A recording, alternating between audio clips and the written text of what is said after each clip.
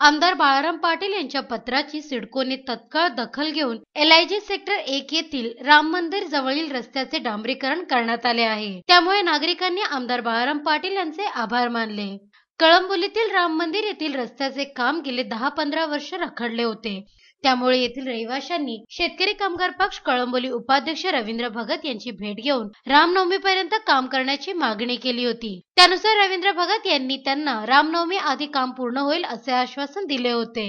यानंतर रवींद्र भगत यांनी आमदार बाळाराम पाटील यांची भेट घेऊन त्यांच्या लेटर हेडवर सिडकोला पत्र दिले। सिडकोने रामनवमीपर्यंत काम करण्याचे आश्वासन भगत यांना दिले आणि रामनवमीच्या आतच रस्त्याचे डांबरीकरण करण्यात आले। यावेळी रवींद्र भगत आणि कळंबोली स्थानिकांच्या वतीने सिडको अधिकारी BV गायकवाड यांचे अभिनंदन करण्यात आले। सिडकोचे सहाय्यक अभियंता BV गायकवाड यांनी डांबरीकरण रस्त्याची पाहणी केली। यावेळी विजय खानावकर, प्रल्हाद चौधरी, अजय गुप्ता, विनय जाधव, संतोष मुकल, संभाजी जावीर, सचिन देशमुख, सुशांत कापरे, महेश पवार व राम मंदिर येथील रहिवासी उपस्थित होते।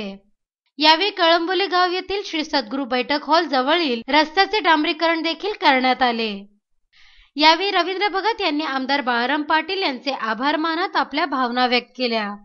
आज या ठिकाणी सिडकोच्या माध्यमातून सद्गुरू बैठक हॉल समोर रस्त्याचे काम चालू करण्यात आलेले आहे। या रस्त्याच्या कामासाठी सातत्याने शेतकरी कामगार पक्षाच्या माध्यमातून कळंबोली शहर उपाध्यक्षमधून मी गेल्या 6 महिने प्रयत्नशील होतो। आज त्या रस्त्याचे काम चालू करण्यात आलेले आहे।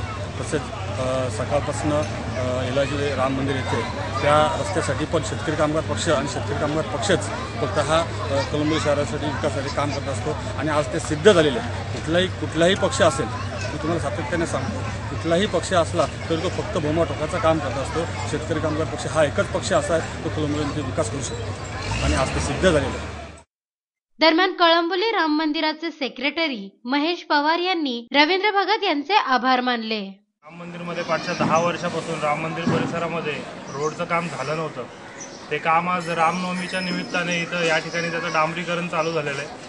डबर पडून डांबर होण्याला वेळ लागत होता, पण त्यासाठी जे काही रवी भगतनी, विजय खानावकरांनी, ज्यांनी जे काही नेते मंडळी आहेत इथले त्यांनी जे मदत केली त्याबद्दल शेका पक्ष, राष्ट्रवादी काँग्रेस पक्षांनी जे काही मदत केलेली आहे डांबरीकरण करण्यासाठी, त्यासाठी राम मंदिरच्या वतीने आम्ही राम मंदिर कमिटी त्यांचं आभार व्यक्त करतो। त्यांचे आभार आहेत आणि असंच त्यांनी राम मंदिर कमिटीला या ठिकाणी सहायता करत राहावी ही आमची राम मंदिर कडून त्यांच्याकडे अपेक्षा आहे।